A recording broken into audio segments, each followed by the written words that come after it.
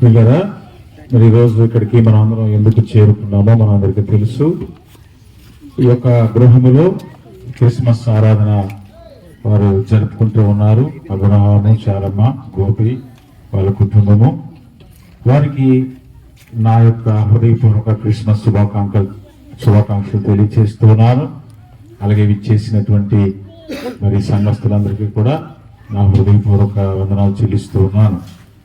మరి ఇది ప్రతి సంవత్సరం మనం దేవుని యొక్క మందిరంలో మనం జరుపుతూ ఉన్నాము. ఈ సంవత్సరం ప్రత్యేకంగా ఇక్కడ జరపడం జరుగుతూ ఉన్నది. దేవునికి స్తోత్రం కలుగును గాక.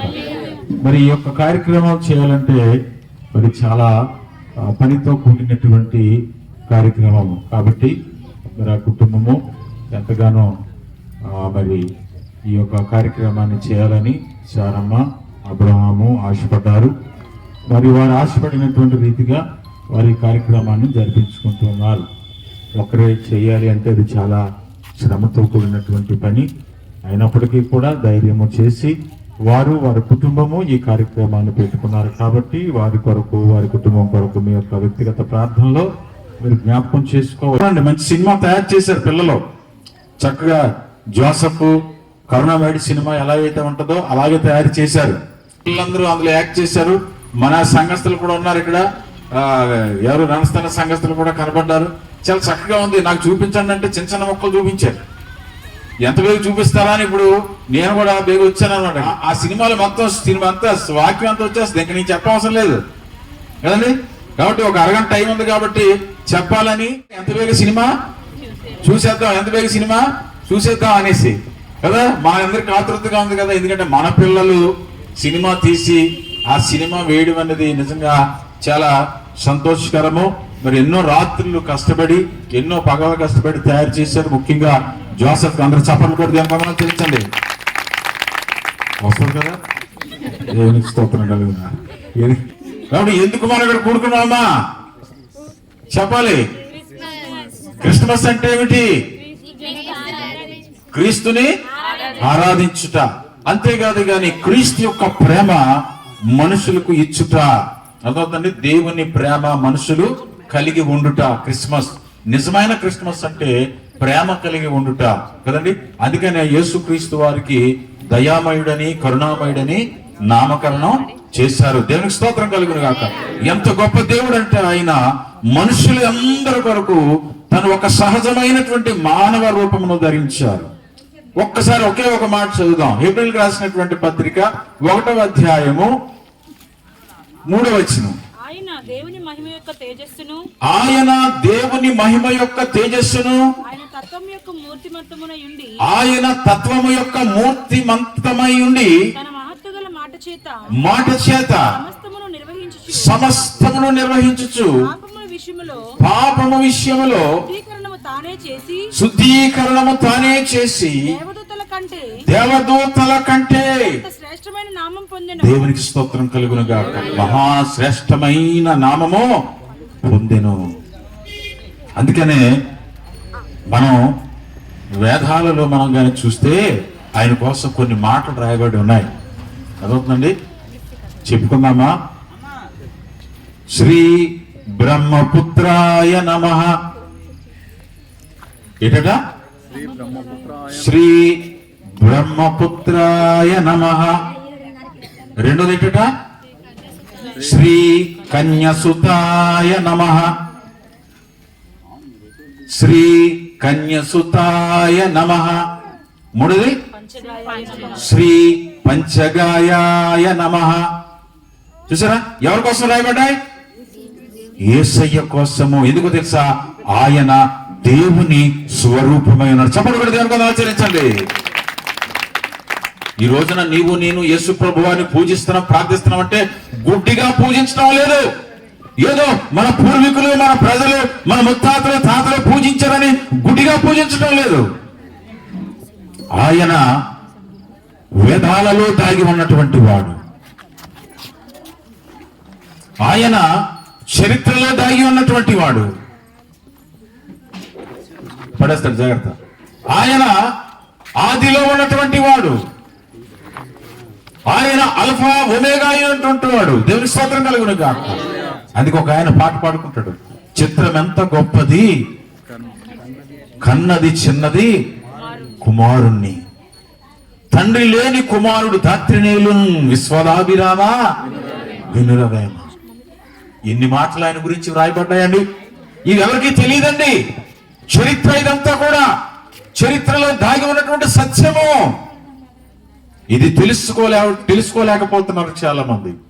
అటువంటి వారికి యేసు ప్రభుని పరిచయం చేయడానికి, యేసు ప్రభువాన్ని మరి చూపించడానికే ఇటువంటి సువార్తలు జరుగుతూ ఉంటాయి. దేవునికి స్తోత్రం కలుగును గాక. చూసారా, చిత్రం ఎంత గొప్పది కన్నది చిన్నది కుమారుణ్ణి. అంటే చిత్రం ఎంత గొప్పదంటే, ప్రధానము చేయబడినటువంటి వివాహము కానటువంటి ఆ కన్య అయినటువంటి మరియా, పవిత్రురాలైనటువంటి మరియా, పరిశుద్ధురాలైనటువంటి మరియా ఏం చేసింది? కుమారుణ్ణి కన్నది. కాబట్టి పరిశుద్ధురాలు, నీతిమంతురాలు ఆమె పరిశుద్ధాత్మ ద్వారా చిత్రం ఎంత గొప్పది కన్నది చిన్నది ఒక కుమారుణ్ణి. ఆయనే ప్రభు అయిన యేసు క్రీస్తు. చూసారా, తండ్రి లేని కుమారుడు ధాత్రి ఏలును అంటే ఈ ప్రపంచాన్ని శాసించును, ప్రపంచాన్ని ఏలుతాడు ఆయన. చూసారా, ఒక తండ్రి వల్ల తల్లి వల్ల పుట్టినటువంటి వాడు కాదురా యేసయ్య. ఈ లోకంలో చాలా మంది తల్లిదండ్రులు పుట్టినటువంటి వారు ఉన్నారు, కానీ నా యేసయ్య అలా పుట్టలేదు. పరిశుద్ధాత్మ ద్వారా ఆమె గర్భము ధరించినదై కుమారుణ్ణి కన్నది. ఎంత గొప్ప చిత్రం అండి. అందుకే అంటే చిత్రం ఎంత గొప్పది కన్నది చిన్నది కుమారుణ్ణి. తండ్రి లేని వినడా కుమారుడు ధాత్రినేలు విశ్వదాభిరామ వినురా. చాలా మంది వింటున్నారు, చాలా మంది. వాళ్ళందరికీ నేను చెప్పేది ఏంటంటే, వింటే విను, లేకపోతే లేదు. వింటే విను, లేకపోతే లేదు. కాబట్టి ఆ యొక్క మాటలను ప్రియులారా మనము గ్రహించాలి. అందుకనే ఆ భక్తుడైనటువంటి పౌలు గారు అంటున్నారు, ఆయన దేవుని తేజస్సు అయి ఉన్నాడు. దేవునికి స్తోత్రం కలుగును. ఆయన ఎవరట? దేవుని యొక్క తేజస్సు, దేవుని యొక్క మహిమ అయి ఉన్నాడు. అందుకనే మన వేదాల్లో చెప్పండి ఏదో తెలుసా? శ్రీ బ్రహ్మపుత్రాయ నమః. చెప్పండి, అదే శ్రీ బ్రహ్మపుత్రాయ నమః, శ్రీ బ్రహ్మపుత్రాయ నమః, శ్రీ కన్యసుతాయ నమః, శ్రీ కన్యసుతాయ నమః, శ్రీ పంచగాయాయ నమః. శ్రీ పంచగాయాయ నమః. పంచగాయాలంటే 5 గాయముల చేత ఆయన శిలువలో వేలాడబడ్డాడు. కన్యసుతాయ నమః అంటే కన్య అయినటువంటి మరియకు కుమారుడు పుడతాడు.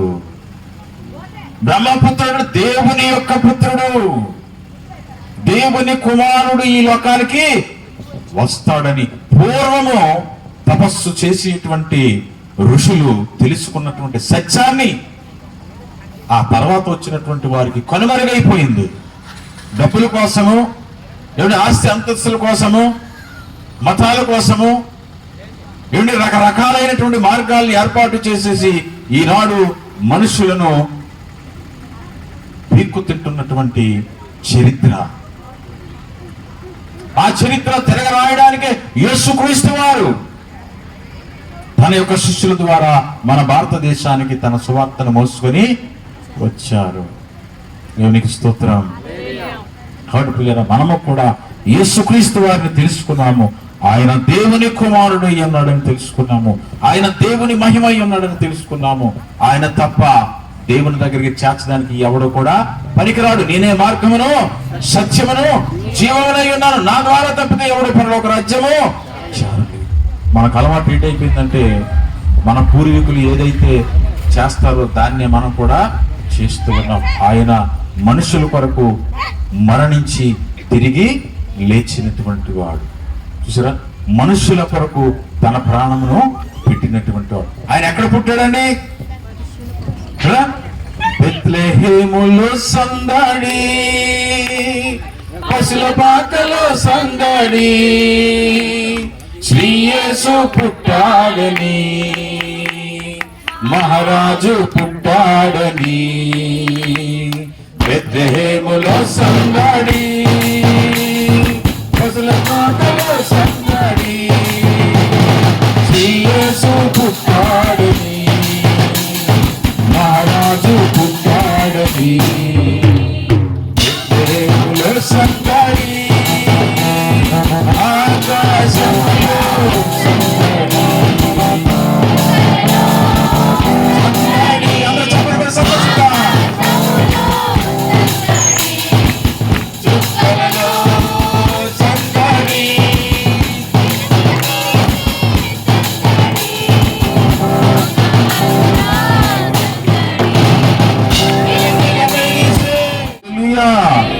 ఎక్కడండి సందడి?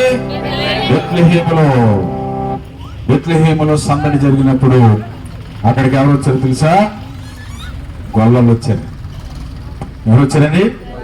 గొల్లలు వచ్చారు. ఈరోజు గొల్లలు రమ్మానండి, వస్తారా? కానీ మొట్టమొదట యేసుక్రీస్తు వారిని దర్శించింది గొల్ల వాళ్ళు. దేవునికి స్తోత్రం కలుగును గాక. ఎందుకో తెలుసా? ఆయన యూదా గోత్రములో పుట్టినటువంటి వాడు. దరిద్రం ఏంటంటే మన భారతదేశానికి యేసు ప్రభు వారిని పరిచయం చేసినప్పుడు ముందు పరిచయం చేసింది ఎవరికి? అంటరానులకు పరిచయం చేసేసారు.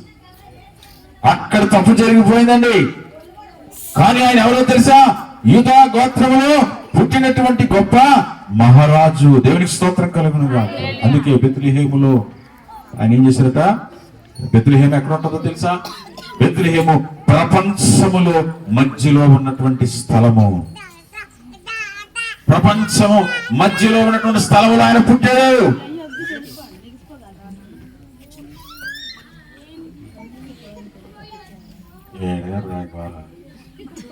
ఎక్కడ పుట్టాడైనా?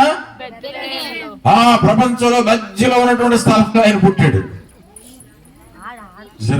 ఎంత గొప్పవాడు. ఎందుకు మధ్యలో పుట్టాడు తెలుసా? అంత ప్రపంచం అంతా తెలుసుకోవడానికి. అందుకనే మన యొక్క పుస్తకాల్లో, మన గ్రంథాల్లో రాయబడినట్టుగా శ్రీ శ్రీ బ్రహ్మపుత్రాయ నమః, శ్రీ కన్యసుతాయ నమః, శ్రీ పంచగాయాయ. ఇది ఎవడికి తెలీదు. ఎవడేది చెప్తే అదే వినేస్తారు కదండి. చదువుకోక, మన దేశంలో ముఖ్యంగా ఏంటంటే చదువు లేక, తెలుసుకోలేక ఏదైతే మన యొక్క పూర్వీకులు చేశారో దాన్ని చేస్తున్నారు. కానీ ఆయన ఉన్నది ఎక్కడో తెలుసా? దేవుని యొక్క మహిమ అయి తేజస్సు అయి ఉన్నాడు ఆయన యేసుక్రీస్తు. ఆయన దగ్గరకు వచ్చి వారిని ఆయన అంత మాత్రం త్రోసిపుచ్చేటువంటి దేవుడు కాదు. ఎందుకో తెలుసా? మరణము ప్రతి మనిషిని మింగుతాది. చావు అనేది ప్రతి మనిషిని తీసుకెళ్లిపోతుంది. తీసుకువెళ్ళిన తర్వాత నీ బ్రతుకు ఏంటి? చాలా మంది అనుకుంటారు, ఏముందిలే, కాకిలాగా కుక్కలాగా పుట్టిన, కాకిలాగా పుట్టినా కుక్కలాగా పుట్టినా ఏం చేస్తారు? కొట్టి పడేస్తారు. మా ఇంటి దగ్గర కుక్కలు వస్తాయి తెల్లవారు భోజనం చేయడానికి. పాపం వేడి నీళ్ళు వేసేస్తారండి మీదని. ఏ నీళ్ళు వేసేస్తారు? వేడి నీళ్ళు. ఒక కుక్కగా కాకిగా పుట్టావా నీ మీద ఇటు పడతాయి, వేడి నీళ్ళు పడిపోతాయి. జాగ్రత్త. కాబట్టి మనము మరణించిన తరువాత నిత్య జీవంలోనికి అనగా స్వర్గానికి ప్రవేశించేటువంటి ఒక మార్గం ఉన్నది. ఆయనే ప్రభు అయిన యేసు క్రీస్తు. ఆయనకు మతము లేదు, కులము లేదు, ఏం లేదు, ఏమీ లేదు. ఆయన ఒక మార్గమై ఉన్నాడు. ఆయన మనుషుల కొరకు ఈ లోకములో పుట్టినటువంటి వాడు. దేవునికి స్తోత్రం కలుగును. కాబట్టి కదా ఆయనను మనము ప్రేమిద్దాము, ఆయనను తెలుసుకుందాము, ఆయనను ఆరాధన చేద్దాము, ఆయనకు ప్రార్థన చేద్దాము. నిన్ను, నీ కుటుంబాన్ని దేవుడు దీవించి ఆశీర్వదిస్తారు. దేవునికి స్తోత్రం కలుగును గాక. ఆయనను వెంబడించి వారిని ఆయన ఎంత మాత్రము విడిచిపెట్టేటువంటి దేవుడు కాదు. దేవునికి స్తోత్రం కలుగును గాక. ఆయన మనుషులను మరి ప్రేమిస్తూ ఉన్నాడు. ఏదో ఒక రోజున మనుషులు మంటిగా మారిపోతారు. మారిపోయిన తర్వాత నీ యొక్క ఆత్మ ఎక్కడికి వెళుతుందో నీవు జాగ్రత్తగా గ్రహించగలగాలి. చూసారా, మనిషి మరణిస్తే మనిషిని ఏమంటారండి? శవము అంటారు. చనిపోయాడు అంటారు. ఏమంటారు? చనిపోయాడు అంటే వెళ్ళిపోవడం. ఎక్కడికి వెళ్తున్నాడు అంటే మరొక స్థలానికి వెళ్ళిపోతాడనమాట. అదే చాలా మంది వెళ్ళిపోయాడండి అంటారు కదా, వెళ్ళిపోయాడు అంటాడు, చనిపోయారు అంటారు, రకరకాల ఏదైనా సరే ఈ లోకము మనకు శాశ్వతము కాదు. ఎలా వచ్చామో తల్లి గర్భములో నుంచి ఎలాగైతే మనం వచ్చామో భూగర్భములోనికి అలాగే మనము వెళ్ళిపోతాము. తల్లిని ఎలాగైతే తల్లి మాత అన్నారో భూమిని కూడా మాత అని పిలుస్తారు. ఎందుకో తెలుసా? తల్లి గర్భములో నుంచి వచ్చినటువంటి నీవు భూగర్భములోనికి వెళ్ళిపోతావు. ఈ భూమిని తయారు చేసినటువంటి వాడు దేవుడు. దేవునికి స్తోత్రం కలుగును గాక. అందుకనే కీర్తనాకారుడు అంటాడు, ఇదిగో నా తల్లి గర్భములో నేను రూపింపబడక ముందే నన్ను ఆయన ఎరిగి ఉన్నాడు. భూమి యొక్క అగాధ స్థలములలో ఆయన నన్ను ఎరిగి ఉన్నాడు. అంటే మరలా మొన్నైనది వెనకట వలె మొన్నైపోవును. ఎలాగైతే మనం వచ్చామో మరలా తిరిగి అలాగే వెళ్ళిపోతామనేటువంటిది సత్యము. ఈ సత్యాన్ని తెలియజేయడానికి మేము ఇక్కడికి వస్తూ ఉన్నాము. పిల్లరా, ప్రతి ఒక్కరూ తెలుసుకోవాలి. తెలుసుకోవడంలో తప్పు లేదు. ఏది మంచి మార్గంలో నడిపిస్తుందో దాన్ని నడవడంలో మనము ప్రయత్నము చేసేటువంటి వారుగా ఉండాలి. నీకు ఏది జ్ఞానాన్ని బోధిస్తుందో, నిన్ను ఏది మంచి మార్గంలో నడిపిస్తుందో, నిన్ను ఏది పరిశుద్ధంగా నడిపిస్తుందో, నిన్ను ఏది వ్యసనాల వైపు నడిపించకుండా దేవుని వైపు నడిపిస్తుందో దానిలో నడవడం మనం నేర్చుకోవాలి, అలవాటు చేసుకోవాలి. ఈ రోజున మేము నేర్పించేది అదే, ఒక మంచి మార్గాన్ని తెలియజేస్తూ ఉన్నాము. అదే క్రీస్తు యొక్క మార్గం. ఈ రోజు చూడండి, చిన్న పిల్లల నుంచి పెద్దవారి వరకు పాడైపోతున్నారు. ఇష్టం వచ్చినట్టు తిరుగుతూ ఉన్నారు, బరి తెగించి తిరుగుతూ ఉన్నారు. తల్లి లేదు, పిల్ల లేదు, చెల్లి లేదు, అన్న లేదు, అన్నదమ్మ లేదు, అక్క చెల్లి లేదు, బావ లేదు, బావమని లేదు, ఏమంటే ఆడ లేదు, మగ లేదు. పాపం పాపం పాపం, లోకమంతా పాపం పెరిగిపోయింది. పాపులను రక్షించుటకు పరమ నుండి ప్రభువైన యేసుక్రీస్తు వారి లోకానికి వచ్చారు. అందుకనే బేగా యేసు ప్రభువుని నమ్ముకోండిరా బాబు అంటే ఎవడు రాడు. ఎందుకు? ఈ ఎదవ పనులన్నీ మానీయులు సొత్తదని, ఈ పాడు పనులన్నీ మానీయులు సొత్తదని దూరం దూరంగా ఉండిపోతా ఉంటాడు. చాలా తెలుసుకోవాలి, సరైన మార్గంలో మనము నడవాలి, మంచి బోధన చేసేటువంటి బోధ వినాలి, జాగ్రత్తగా ఆలకించాలి, దాని ద్వారా మనం నడిచేవారుగా ఉండాలి. అదే నిజమైనటువంటి క్రిస్మస్. దేవునికి స్తోత్రం కలుగును గాక.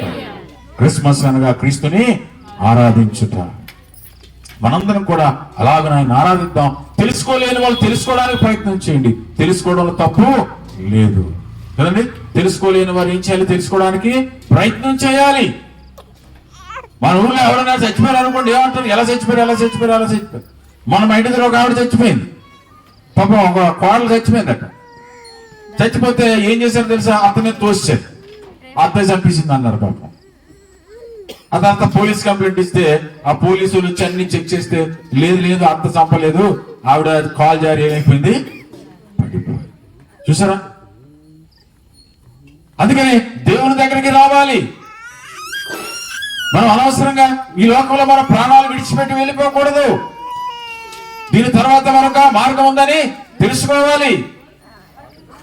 దీని తర్వాత మరొక రూపం ఉందని మనము తెలుసుకోవాలి. చాలా మంది అంటారు కదా, ఏమంటది సార్, నా మనసులో మాట చెప్తున్నాను వింటావా అని అంటారు. ఏ మాట? మనసులో. అంటే మనసులో మరొకటి దాగి ఉంది. దేవునికి స్తోత్రం కలుగును గాక. దాన్ని ఆత్మ అని పిలుస్తారు. చూసారా? ఆత్మ నీలో ఉంటేనో అందరూ నిన్ను ప్రేమిస్తారు, అది కాస్త వెళ్ళిపోతే ఎవరికి నీ అవసరం ఉండదు. ఆత్మ నీలో ఉంటేను అందరూ నిన్ను ప్రేమిస్తారు, అది కాస్త వెళ్ళిపోతే ఎవరికి నీ అవసరం ఉండదు. కన్నవారే ఉన్నను, కట్టుకున్న వారున్నను. ఆత్మ నీలో ఉంటేనే నిన్ను ఏం చేస్తారమ్మా? ప్రేమిస్తారు. ఆత్మ లేకపోతే తీసుకెళ్ళి ఎక్కడ తీసుకుపోతారు? తీసుకెళ్ళిపోండి రా, తీసుకెళ్ళిపోండి.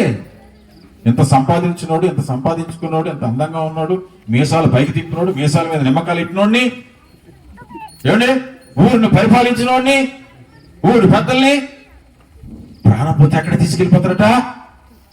తీసుకెళ్ళిపోండి రా, బేగా తీసుకెళ్ళిపోండి.